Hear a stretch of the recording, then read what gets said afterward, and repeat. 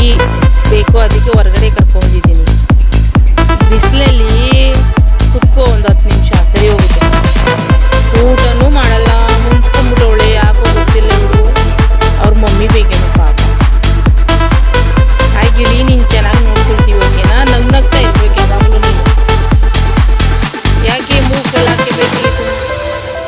थोड़ा हंसो ना. जिंदगी में हंस हंस के रहोगी तुम, अच्छा रहोगी. ನಗ್ನಗ್ತಾ ಇರಬೇಕು, ಖುಷಿಯಾಗಿರ್ಬೇಕು, ಒಳ್ಳೆ ಮನಸ್ಸಿಂದ ಇರಬೇಕು ಗಿಣಿ ನೀನು. ಈ ಥರ ಎಲ್ಲ ಮುನ್ಸ್ಕೊಂಡಿದ್ರೆ ಹೆಂಗೆ? ಈ ಥರ ಎಲ್ಲ